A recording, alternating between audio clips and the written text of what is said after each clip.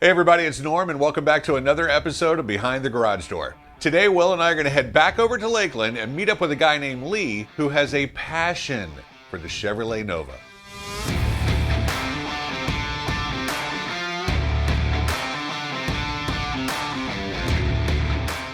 All right, we're going to hop on I-4, head over to Lakeland to see Lee. Give you 3 seconds to guess what kind of car we're going to drive.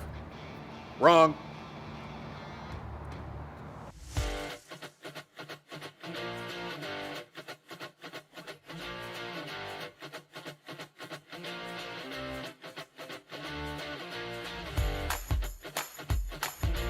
All right, so we made it out to Lakeland, to Lee's house. Lee, beautiful home, beautiful neighborhood. Thank you. And thank you very much for inviting us out to take a look at your cars. Yes, glad you could come. That are right here behind this garage door. A pair of Novas that are very, very impressive. Lee, go ahead and open it up.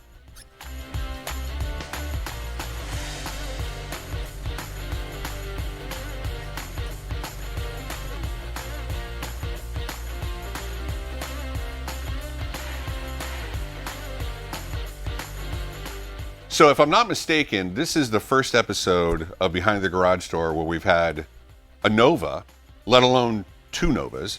So both of these, Lee, are 1970 Novas. And let's start with the white car and give us kind of the backstory on this little hot rod. Well, I purchased this car in 2009. Okay. And the gentleman that I purchased it from, primarily, well, exclusively, it was a drag car. Okay. And it was kept in a trailer. I had seen the car at the drag strip a few times and was kind of impressed and thought, that's a pretty sweet car. And at the time, I had another Nova that was not a very good car. and to be honest with you, this was the first Nova that I've owned in the last, let's just say, 20 years that I could wash. Everything else was not in that kind of a in that kind of vein? Condition. Okay, Yeah, all in right, that kind of condition. But anyway, purchased the car. I went to the man's house. It was in an enclosed trailer. Had a set of slicks on it, and like I said, it was a drag car. I brought it home, and interesting, I backed it off the trailer and drove it up the street. And the gentleman had said, I just had it at the track last weekend. He said he had it at Bradenton. So I backed it off the trailer. I'd never driven the car. I drove it up the street, turned around, and kind of gave it a little bit of a stab. And it went to slow down, and there was no brakes. So forgot that part? Yeah. So pump, and I got it stopped. Okay, and pulled it in the garage, and it went from there. Yeah. But I have kind of transitioned it into a street car. It's fun to drive. It's got a 402. Big block? It's a big block 402, a turbo 350, 12 bolt, 410 gears, and so it's still. It'll still get down then. It still is fun to drive, and it's still the problem is it with these tires it just won't hook up. It just wants to break the tires loose. The gentleman that owned it, he was kind of a hodgepodge guy, and all he did when I bought the car, I asked him about the engine, and first thing I said, what about the heads? And his quote was nothing special, and he did give me a cam card. Okay. So I've got the cam card. I did some research on the engine. It's a 69 396. Okay. And he said it was punched out to a 402. And other than that, I haven't done a lot to the car. So you basically undrag raced it and made it a little bit more streetable. Yes, I did. What was the interior and stuff like when you first got it? What have you done to it? Zero. There was no interior. No. Yeah, I have. Oh, you haven't done anything to it. The only thing I've done to the interior is put a new dash pad in it. Okay, because I don't see a roll cage or anything else. So what kind of numbers was he running when it was a drag car? Well, I used to see it when he was racing at the 8th mile. It was running 770s. That's no slouch. No. And so when I got the car, my first trip out, my first run ever in it, I ran an 8.0. Okay. Neat car, the Stalker. Where did that come from? Because there was one trip into Daytona at the Turkey Run where we were playing around and somehow Stalker came out. And one of your employees at Stingray actually put That on it? That on there. He I'll go came- ahead. I'm assuming it's Aaron. It was, yeah. Aaron came over and he says, "Look what I got." And I said, "You put it where you want it." That's perfect. Fantastic. Yes. So 70, big block, automatic, 410s, former drag car, mean-ass street car now. All right, so we move over to the other side of the garage, Lee, to the gold car, the 1970 Nova as well. And this one, as not to take anything away from the white car is a fun, great, loud, fast, fun car, but the gold car is a different level. Yes, it's this is the one I've focused on in the last 4 or 5 years, trying to get it a very nice, respectable, decent cruiser. It's not a race car. I built it to be a cruiser. I purchased this car in 2011 from an estate. Okay. And when I first walked in to see it, I hated it. It was gold. It had a white painted top. Oof. There was no front fenders, no hood, nothing up front. Everything had been removed. I unfortunately was not able to talk to the owner, and it appeared that he was taking the engine out. And with talking to his girlfriend, she told me, yeah, he was taking the engine out. He was going to put factory air in the car.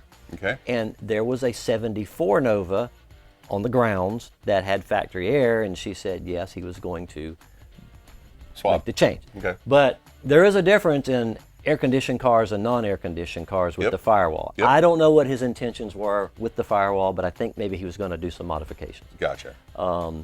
I put the car in storage, got involved with other home building projects, and I probably didn't touch it for maybe 2 or 3 years. Well, when I got caught up with all of our home building projects, I decided, well, it's time to do this. So I brought it home, and first thing was fix the firewall that was butchered. And it was a 700 R4 automatic. It's a 355 small block. Okay. It's got a 10-bolt rear end with 308 gears. Well, hold on a second.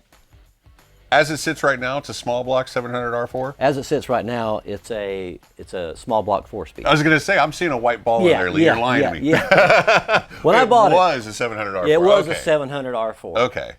So when I got it running, when I finally got it running the way I wanted it, and got it to where I could actually take it down the road, I said, this is the biggest dog I've ever driven. Ooh. This thing was a slug. Ugh.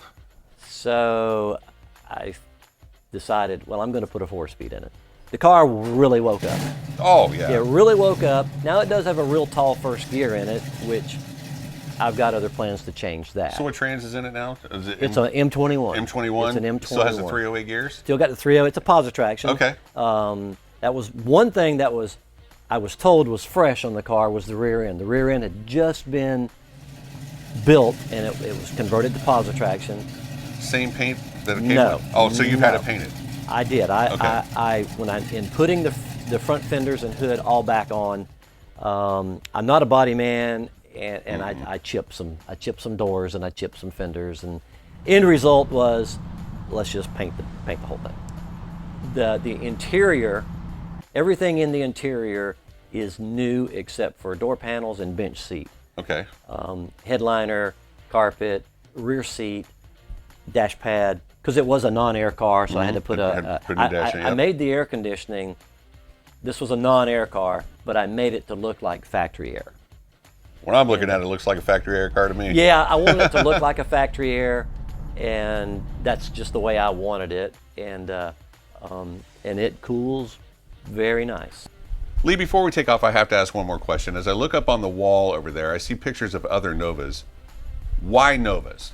For some reason, as probably a 14-year-old, I had the darndest attraction to a 1966 L79 Nova.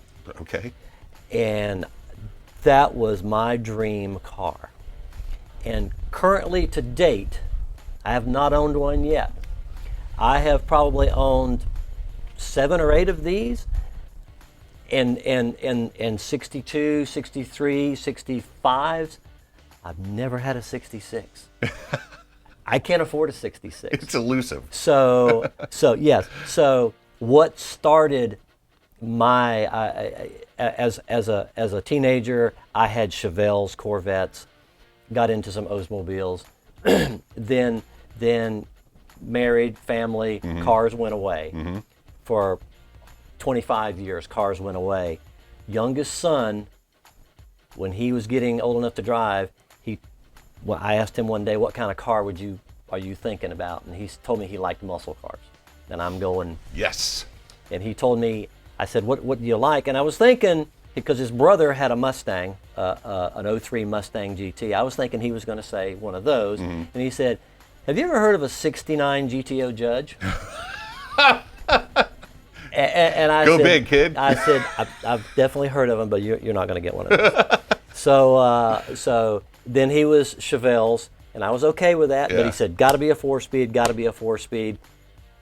Ended up, we went and looked at a Nova, big block Nova 4-speed. He had no idea what a Nova was. Okay. And he was Smitten. like, I love this car. I love this car. I love this car. So anyway, he got that car. We got that car. Gave it to him on his 16th birthday. 396 4-speed. Nice. People said, you are absolutely crazy for putting a 16-year-old in that car. I said, I trust him. And that re-energized me. There you go. So I started looking, and I was finding $2,500 cars, rusty, and taking them from there.